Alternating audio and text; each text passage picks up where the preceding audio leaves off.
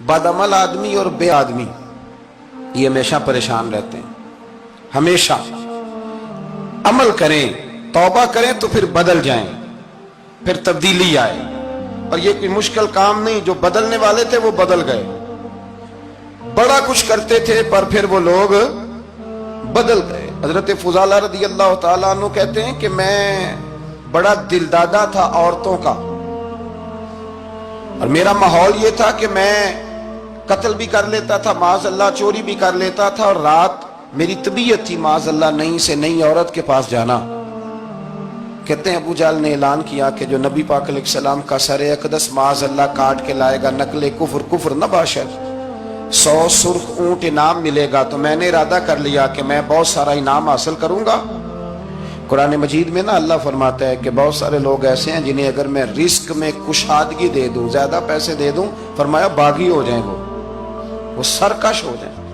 ये बहुत सारे लोगों को जो अल्लाह तबारक व तआला एतदाल में रखता है तो ये उनके लिए बेहतर है।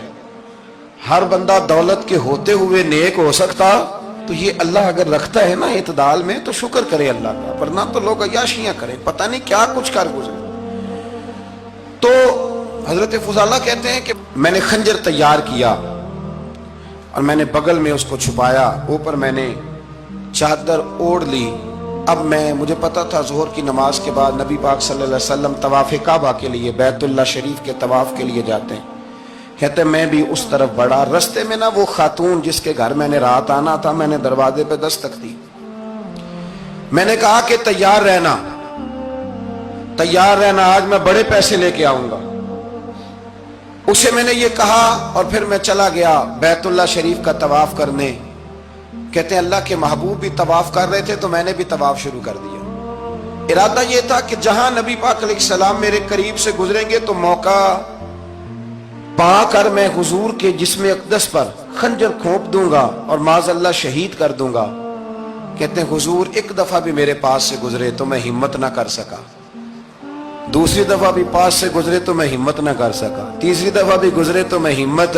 नबी करीम सल्लल्लाहु अलैहि वसल्लम 2-3 दफा गुजरे तो फरमाते हैं कि मुझे मौका ना मिला, इसलिए कि हुजूर फरमाते हैं अल्लाह ने रोब के साथ मेरी मदद फरमाई, दुश्मन पर मेरा रोब तारी हो जाता है।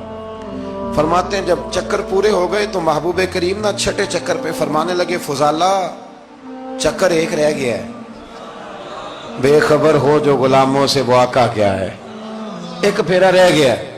कहते तवाफ मुकम्मल हो गया तो महबूब मेरे करीब आए, फरमाया वो काम करते क्यों नहीं जिसके लिए आए थे।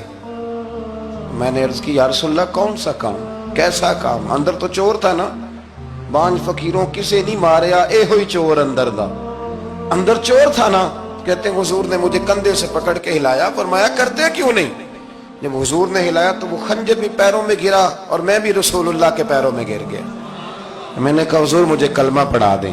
कहते हैं हुजूर ने पहले मेरे दिल पे दस्ते मुबारक फेरा, फिर मेरे नबी ने मुझे कलमा पढ़ा दिया। फुजाला कहते हैं अभी मैंने कलमा पढ़ा, अभी मैं वापस आया, रास्ते में वो बीबी खड़ी थी। कहते मैं वो शख्स था कि औरतें मरती थी मेरे ऊपर और किसी की जुर्रत थी कि वो आए बाएं शाएं करे, लेकिन फरमाते हैं मैं बीबी के पास से गुजर गया।